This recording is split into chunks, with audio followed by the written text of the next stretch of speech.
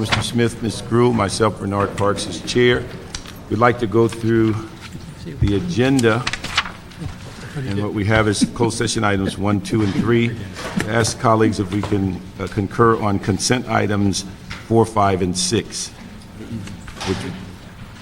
which would leave 7, 8, 9, and 10 for regular agenda.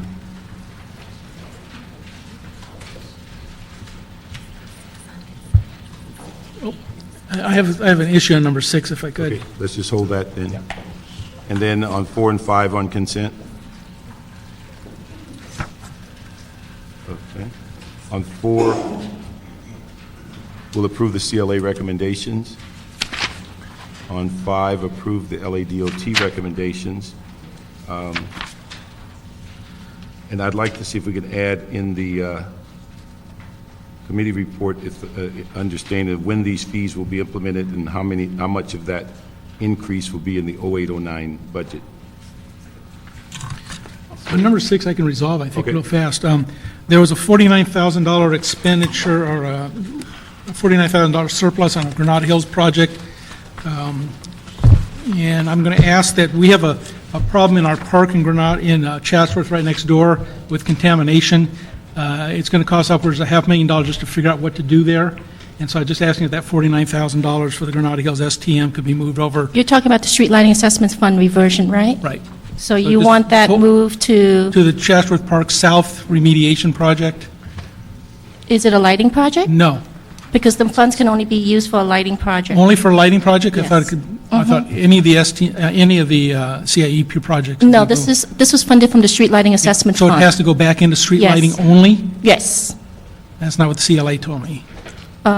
Your CIEP is comprised of several different special funds, and the special funds can only use for the eligible purposes. Your general fund can be used for anything. All right. All right, never mind. Bernard, on number 4, I just have one question. Number 4, whoever Let me- deals before with you- that, it says, what percent of the Caltrans building will the city own after this transaction is completed? Let me just ask her a question on Oh, yeah, sure. 6, and then we'll go to 4. On number 6, could we add one request on the committee report?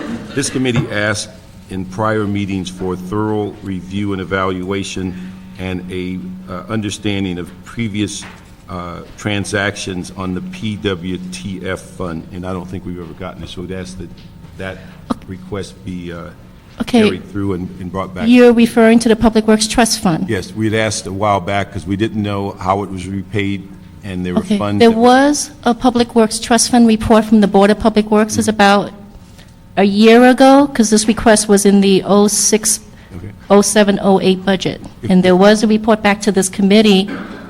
It was a pretty thorough report, as a matter of fact. I remember Craig Boomcrest presenting that report to this committee. But for those who may not remember that, if we can Yeah. get that back, or if there's any information sure. that has happened and transpired since then, because I don't recall seeing that. And just for the record, were you allowed at the CAO's office? What's that? Just for the record, for Lorraine. Oh, okay, And we called number 6, just for the record. all right, now we got number 6. Okay, Bill. Thank you. Now, Bill, you want to go to 4? Yeah, 4, just got that one question for item 4.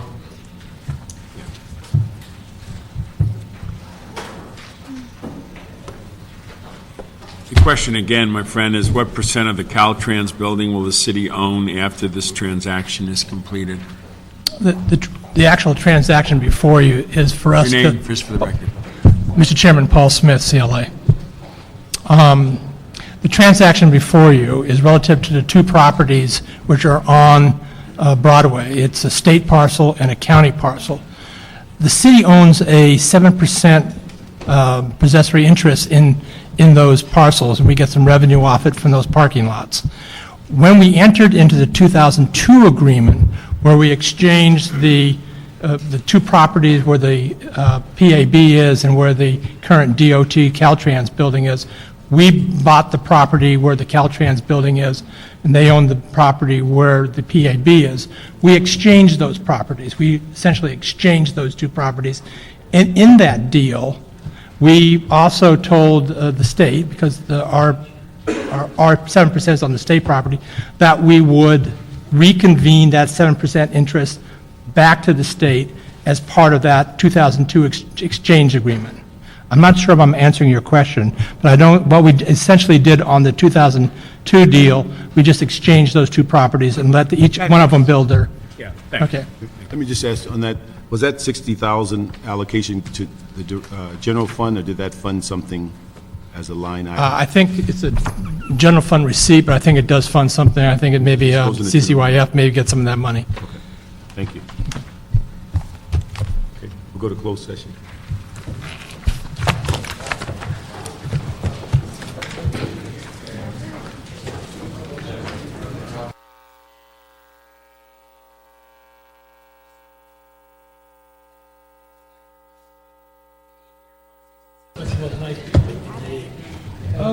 Oh, great. So you ready for some?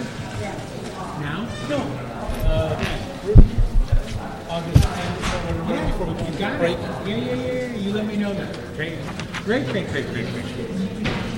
going to be, yeah. He's going to get to see his niece for the first time. So. The regular, Few weeks. the regular meeting of Budget and Finance is back in session. Next, we have two items which are continued from the July 21st, 2008. Let's go to, I think we have to do item 3 in open session. Oh, So item 3, the committee moved recommendations of the city attorney. okay. That was item number 3, which was the city attorney report relative to a proposed legal services agreement for a California Environmental Quality Act / land use lawsuit. Thank you. We'll move that item.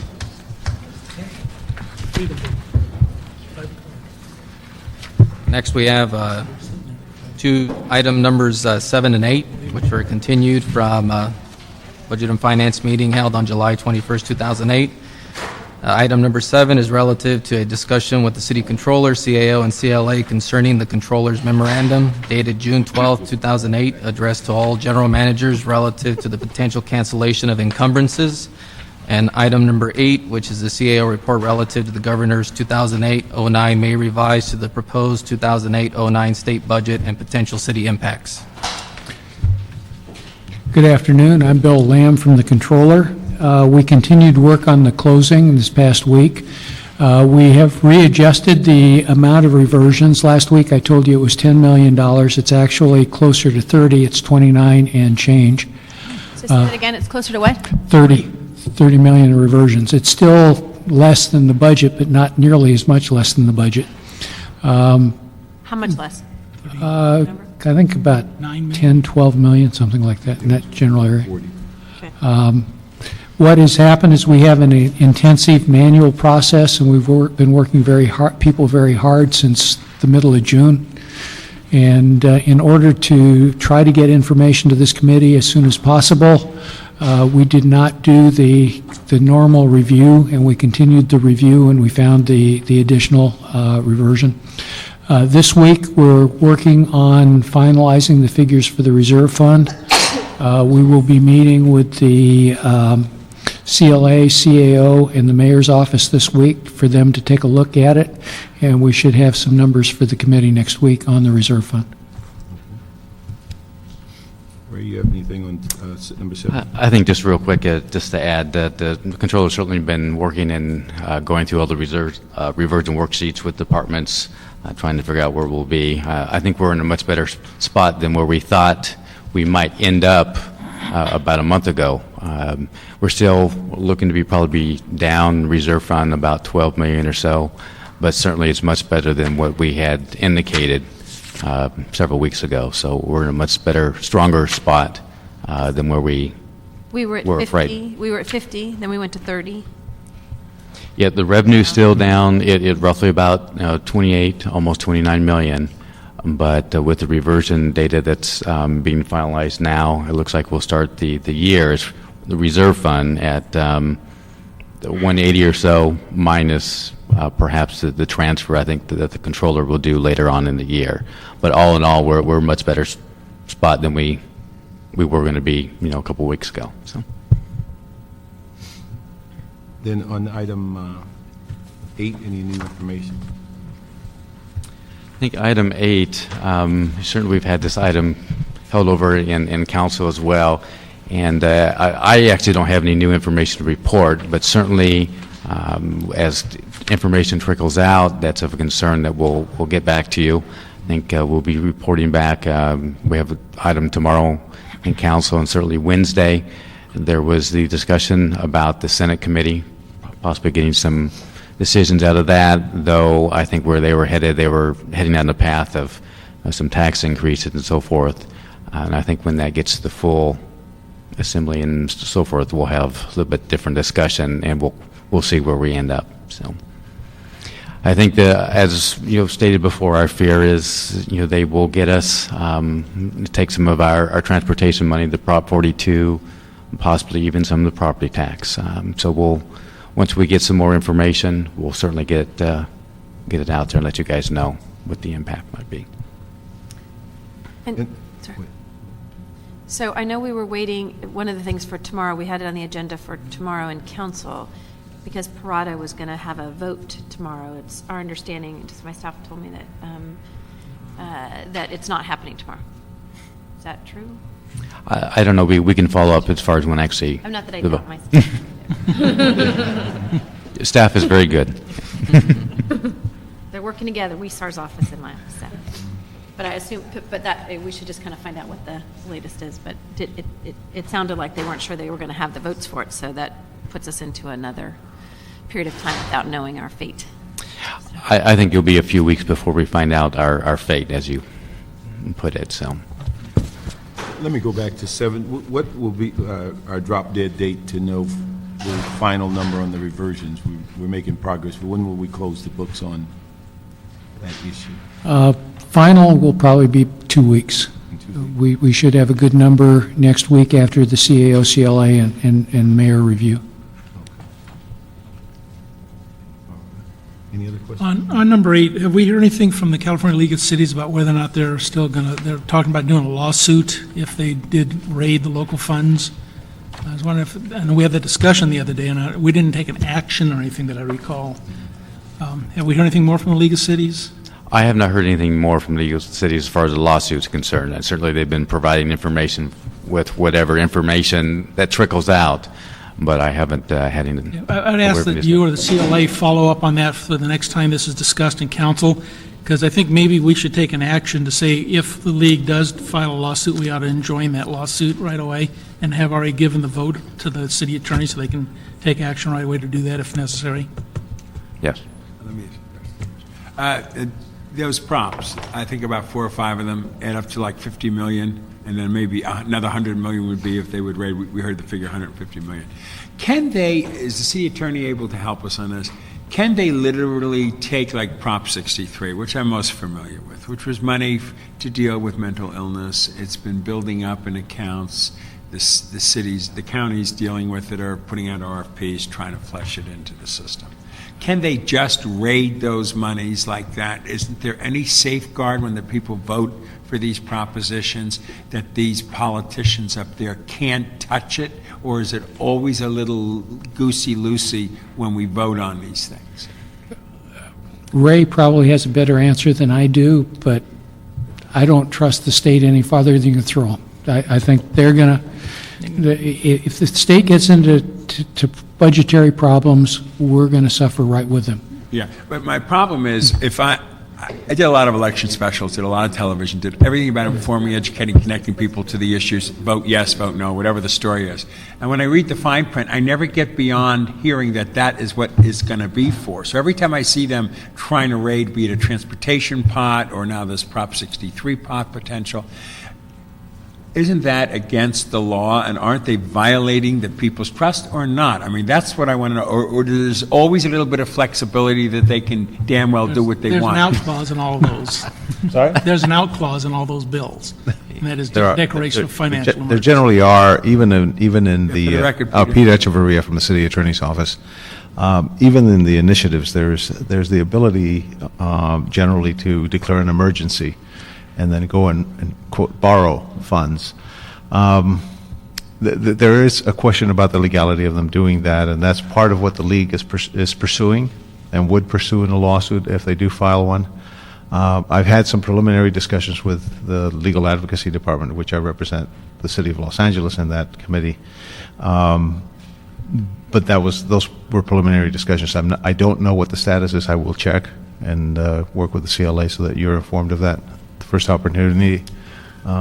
I don't know what the status of a lawsuit would be, but we would certainly be looking to I join. would love to know what our options are, because I just feel the mistrust, it just heightens between the electorate and the electeds when they claim or say, we're voting on these initiatives, and then just turn around and raid them. I just Right. find that unconscionable. And you'll give us some legal understanding if there's any option. Does any other state in the union, when they do initiatives or stuff, hold them as sacred cows and you can't touch them? Can we look at other places? Short of them being constitutional amendments, Yeah. Right. they wouldn't be. They wouldn't be in that. They wouldn't have that rigidity to them. So a lot of these initiatives are not actual constitutional amendments.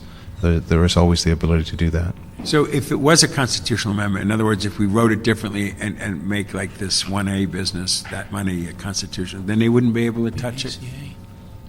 Unless there is this emergency doctrine that would apply, and that is the one area where, again, the league is looking into the possibility of making the legal arguments.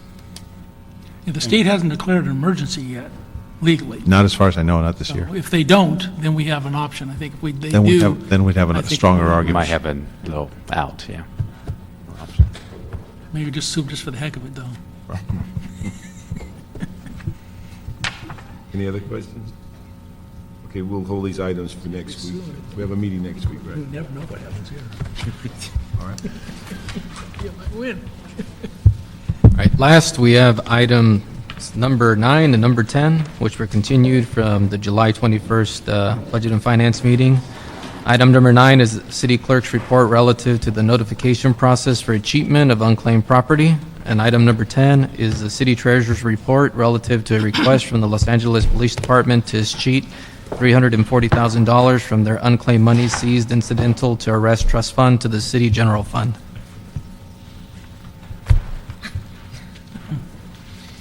Good afternoon, Holly Walcott with the City Clerk's Office. I believe one of your questions last week was the cost to publish around the jails. The costs for those local papers they range between $50 and $100 per publication.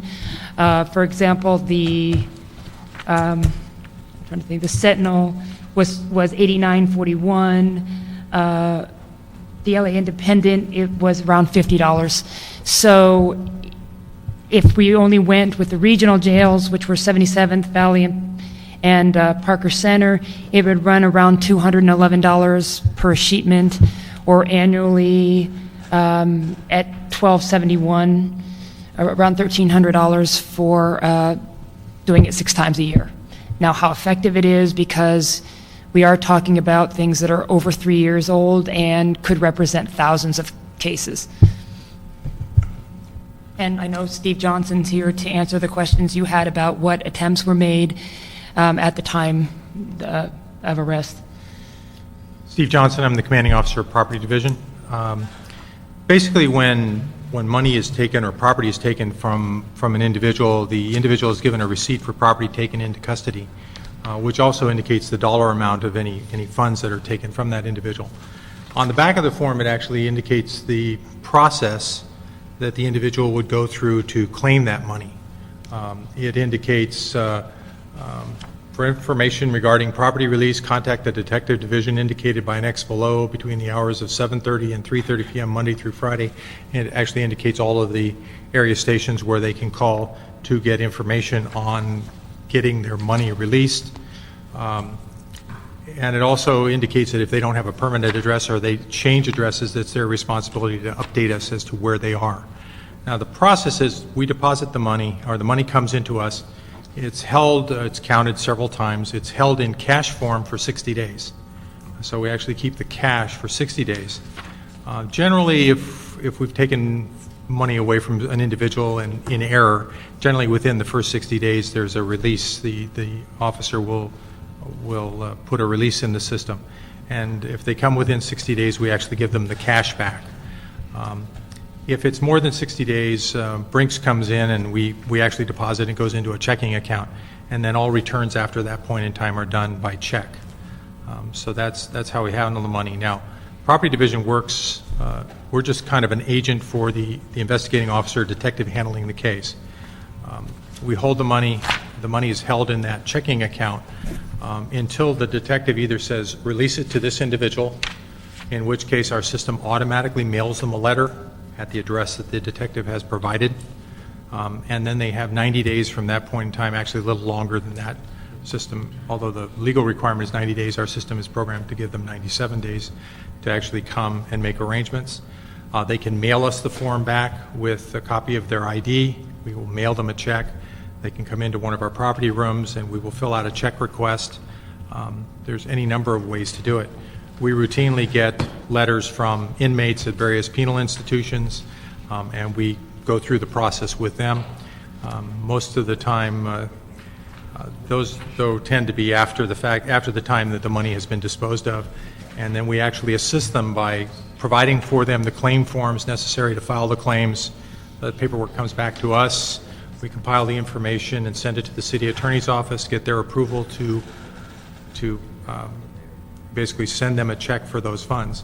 So even if we've gone through the whole process and the money's been escheated, we still will file the claims and assist the individuals in filing the claims so that they can get the money that they are entitled to.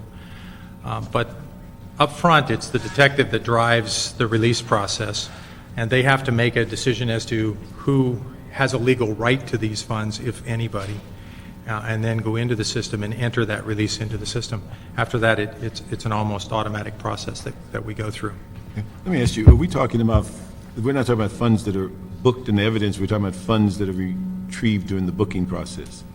No, we're talking about all the funds that come in. They're seized, it all comes into us. Okay, so if they have money in their pocket and they're booked, it goes into There's a this fund? certain amount, I think, and I don't really know what the limit is. Yeah, Al, do you know what the limit is for the jail? There's a certain amount they can keep in the jail, but most of the money comes to us and is booked into our system. And this is money that we book if it's part of a crime? It's part of a crime. It may be found money, any number of different things. You have a gambling situation where you have a big pot of money and no one wants to claim the money. That all comes in, is booked in. And then it basically will sit into the checking account until such a time as the detective either authorizes it for release or says we can't determine who the legal owner is, in which case they authorize it for disposal. If the release is authorized, they have 90 days. If they don't come and get it, it automatically goes to the disposal status. All of the money that's in this goes over and moves into another trust fund where it sits for a minimum of 3 years before it can go through the escheatment process. Okay. And then also, so the only notification they have is on the booking slip? Well, they get a copy of this, their copy of the 1010, the receipt for property taken into custody. And then if the detective is going to release to an individual the money, they will actually get a letter in the mail saying, you have money that's in the possession of the Los Angeles Police Department. Please contact us to arrange for the release of these funds. But the 1010, is that part of the booking slip, or is that a separate? It's a separate form, and actually, right now, more recently, the department's, this is part of the consent decree process. They've been actually auditing the information on the front of these receipts with the actual property reports that eventually come with all of the items when they're booked into our property system. And this is. But when you book them in, the person losing the property initials them, so they agree to what's on that statement. I'm not out in the field, so. Okay, that's my recollection. When you take a person into custody, you take their property, they initial or sign that form so that they've agreed to what has been taken, so there's no fraud at the jail or anything like that. Well, there's a line for signature of person in possession of property, but it says optional on it, so. I'm sure sometimes they refuse. Maybe they do. That's not my money. Not my problem either. That's, I suspect they. I have a question on closing the loop. Suspects taken into custody take their property. In the interim time, they go to trial, they're convicted, they enter the state prison system. Their address is no longer their address. They're not living in the apartment or whatever anymore. When you would then send them a letter, if the detective hasn't notified you they're in custody now with the state prison system, and the mail comes back to you, do you check the CII to see if they are in prison or anything like that, or is there any? No, I mean, The detective, at the time they go in to put the release in the system, has to give us an address. Yeah. That's how it's driven. But that's the point of time they're arrested. Correct.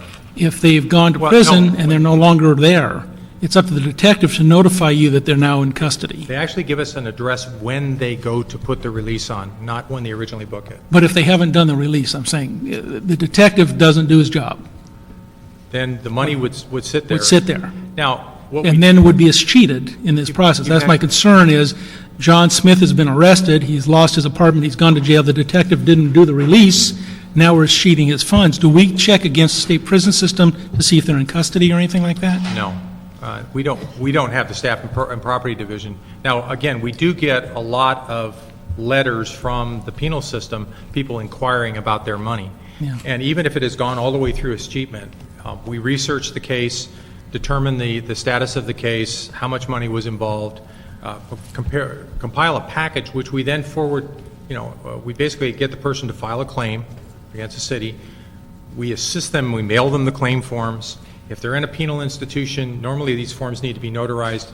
If they're in a penal institution, we'll take a signature of some prison official. Yeah. But that's when we know where they are. What I'm saying is Well, there may be a lot out there we haven't checked on, and not that I'm known as a bleeding heart by any means, but if the people have the right to that money, I think we should be checking against the records of the state penal system, see if they're in Basically, custody. The way the system works now is they have to proactively come and ask us for their Yeah. money.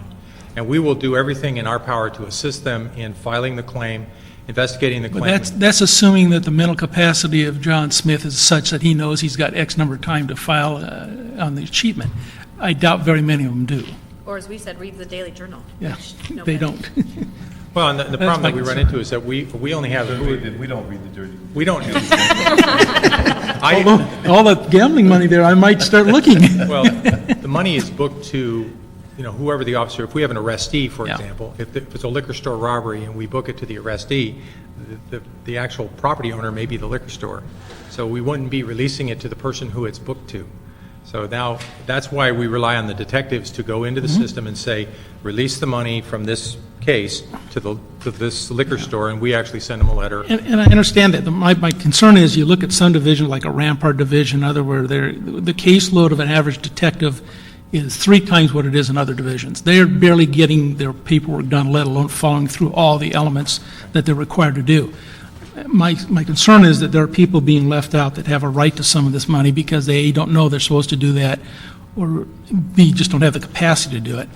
And we're not checking that system to see if they're sitting over there and know that. Our efforts don't go that far and probably should. So I'm wondering if maybe a subject of our audit, if we're doing the audit now on property, that we ought to go for that step further and check with the detectives and see if there's a percentage that are slipping through the cracks like this. Yeah, see, we don't know, we're working on with a DB2 property application that was written in the early 90s. Yeah. So it is sometimes difficult to get the information in a format that is user-friendly. Yeah. But, we could potentially look to see what percentage of the cases do we actually get a release entered into the system. Normally, the property disposition coordinator will assist the detective in inputting that data and going in and asking, what do you want to do with this money? And actually, the property disposition coordinator in the area is responsible for actually doing the data entry. Okay. And those cases, we're relentless in asking for updated disposal instructions, because I only have X amount of warehouse space, and the same system is monitoring all of my property. Not Yeah, and no offense, and I've been down to private property just last Friday, in fact, and your systems are very antiquated. You're still using dot matrix to print out property reports. So I'm just thinking, maybe we need to review that whole concept of the property system, and maybe we need to do some audits. I know the chief does audits, the chief duty officers do audits every night out in the field. Maybe this should be one of those, that we're seeing that the detectives and the area property people are following through on connecting those kind of dots. Yeah, I mean, we in property are doing the bidding of the detective personnel. If they tell us to release it, we're happy to release it. We want it out of our Sure, system. I know. So, I mean, the issue is, And I know we have depositories all over Southern California where we're storing stuff. So, we're trying to eliminate them. Yeah. It's frozen evidence is our big problem now. But money is not really an issue because it goes into the checking account. At one point in time, property had $9 million in a safe. Not a good idea. Now the money moves into the bank much more quickly. And it's basically numbers on a piece of paper. Yeah. So it's really not a problem for us to track. So basically, 340,000 is what we're talking about now. That's how much When you're like- you got to remember, that's probably at least 3.5 years ago that was seized. 91. Literally using, Yeah. Now, why don't we do any proactive? It's just too tedious for us? couldn't believe it. If we know what we're doing, can't we just move it on? Well, Instead the of them problem banging is, it. the detective has to make a decision as to who the legal owner of this money is. Right. And then authorize the release to the legal owner, Yeah. to the owner of the cash. And that's not always obvious to a property person who's just course. looking at Sure. a file. Unfortunately, it's really the investigative personnel that have the information on which to make a release decision. I know. And we're basically, following their directions. Now, again, as a citizen comes to us and says, I have money that was taken by the city, I want my money back, we do everything that we can to assist them to file a claim or to contact the detectives to get that money released.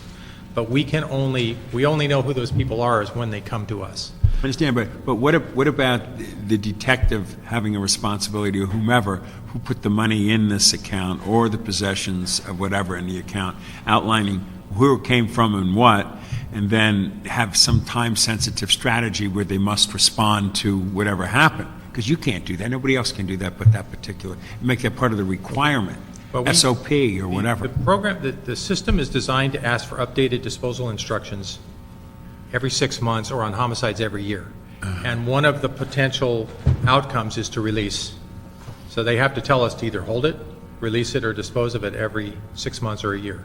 I see. And if they authorize it to be released, they just need to tell us who to give it to. Right. And we'll be happy to send them a letter and say, please come get your stuff. So are they doing it? Yes, we're releasing it all the time. We're processing claims all the time.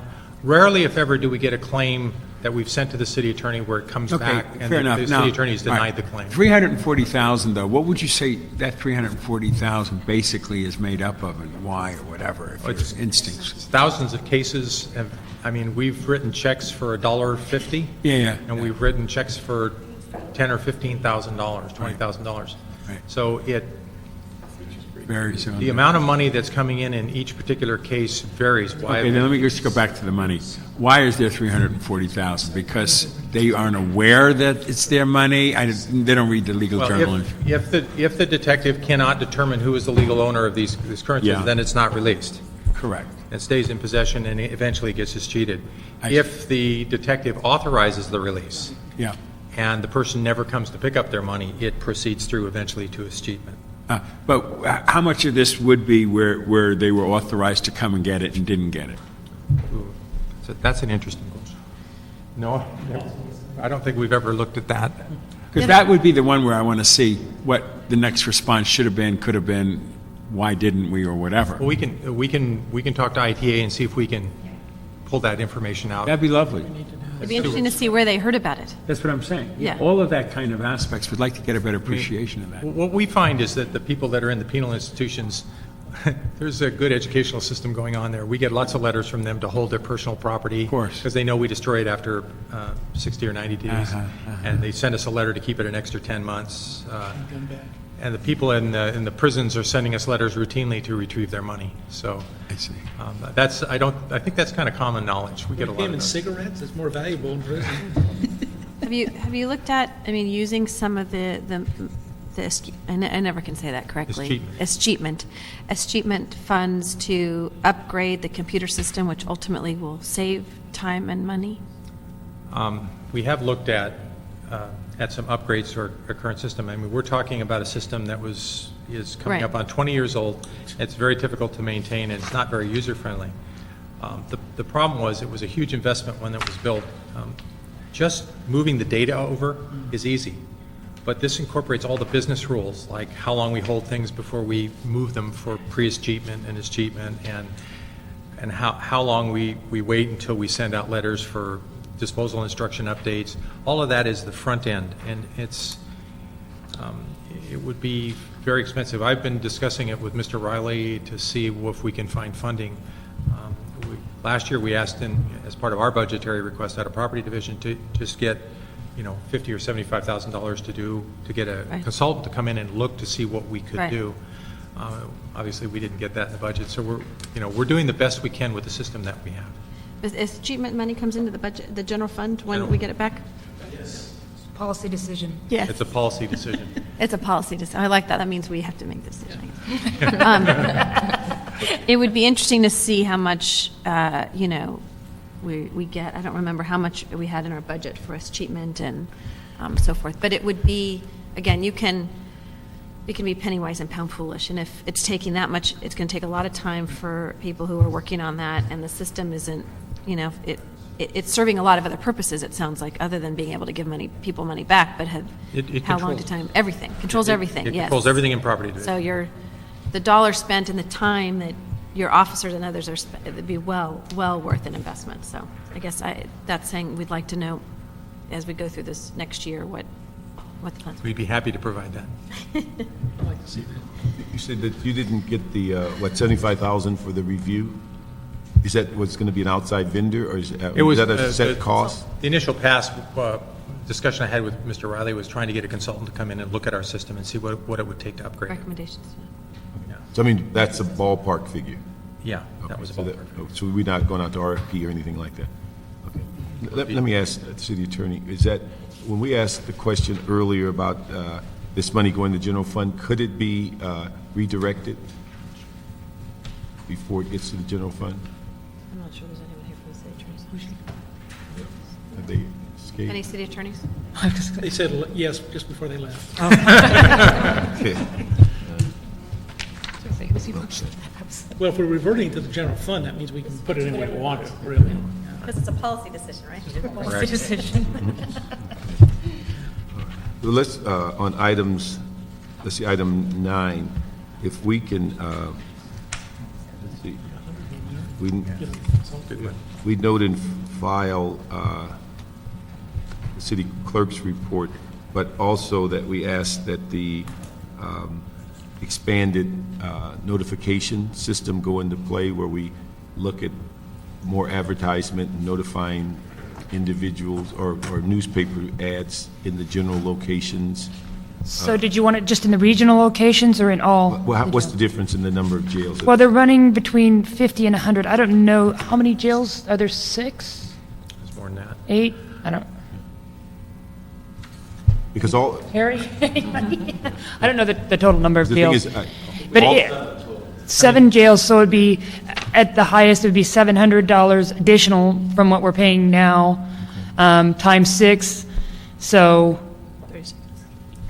so the issue is that the people in the smaller jails do not go to the regional jails. They leave there and go to the county, so we'd have to cover right, I all guess 8 or 9 jails. the only outstanding question is it would be the same kind of notice that we put in the LA Journal. It would be the sum, let's say if it were for the $340,000, it would be that same notice that says, Yeah, I don't think we go and redirect the notice. I think the notice should be no, right, consistent. it just, I don't know how effective it would be, but we're willing to do it if you want us to The do thing it. is, We may not have to come back for more money in the official notices account, but But I don't know how effective it is either. I think the issue is that we've made every effort that we can think of, because I don't think all those letters that are coming from state prison are coming from the Daily Journal, so they're Right. figuring it out some way.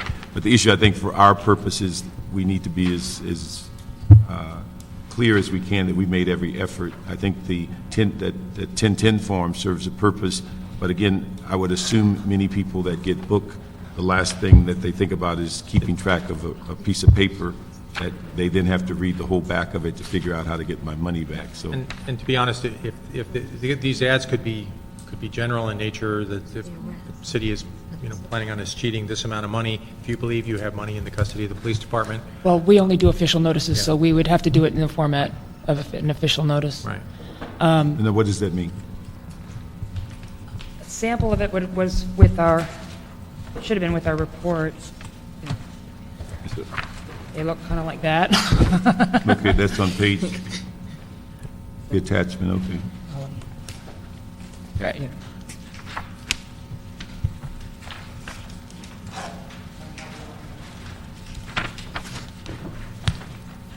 Oh, does it sit here? It's a little small for you, I know, Mr. Parks. Got it. Okay, Even for me. okay.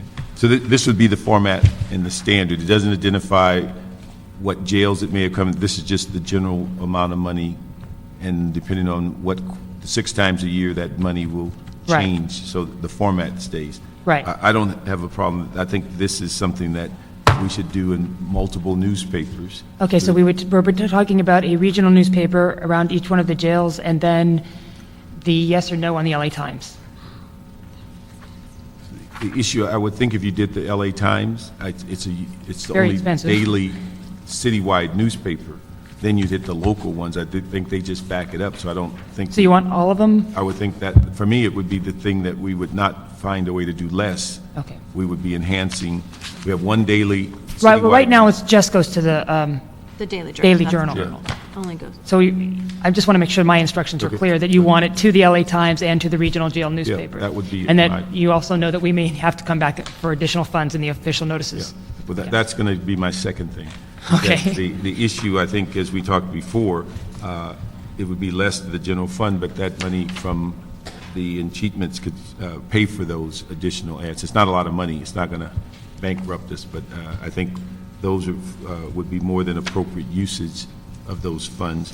And then I think the other issue is that we do need to address that area of the system, because it's driving the whole process, that we do need to, again, look at the, if it's legally appropriate, goes in the general fund, that can be directed to get that assessment of the system, so that we have a clarity as to people are getting notified that it's tracking what it should track, and it's in the 2008 era as opposed to the 1992 era. We would So- appreciate that. So that's something I think we could also direct from that. And then, So, make it clear, are you saying that we're going to take some of that money then to fund yeah. the review? 75, what was consultant. that, Yeah. consultant? Yes. Yeah, so that we do that. Great. And then the increase of the newspapers, we will ensure that that And the gets balance would go back to the general fund. general fund. And so I think the issue is that we'd probably have to have a process that when these come forward, that they be identified that we need $12,000 to go do ads, and they be taken out of each pot, as opposed to us having to go to the general fund and find money for you. We could do that. And then I would. You got some money. You didn't know you were getting money now, even for that. See? I'm You're- happy. I'm glad I came here today. You're glad to Come be- more often. I'll be back next Monday. 30 days, Steve. 30 days. So if we can put that in our committee report, that, and then I think item 10, we would move forward on with the instructions we've given on 9, that we'd handle item 10 in the same fashion, that we would move that with those instructions, that we expand the coverage of the media. We use the same formatted activity as far as the public notice. And let's see, and then we would, out of that amount, 300-some thousand, you would make a declaration of how much you needed for the expanded media, and that's where the 75 would come out of. I'll get it updated. Would come out of number 10. Is that reasonable? Because number 9 just gives us the update. The report, right. So Right. 10 would be the direction as to the use of the funds, and with the same process we just agreed on 9. Okay? Is that clear as mud? Absolutely. Absolutely. Thank you. So we moved item 9 and 10 with those instructions. Okay, and that concludes today's agenda. Okay, thank you. I'm glad I went to property last Friday. Yeah, no, it is.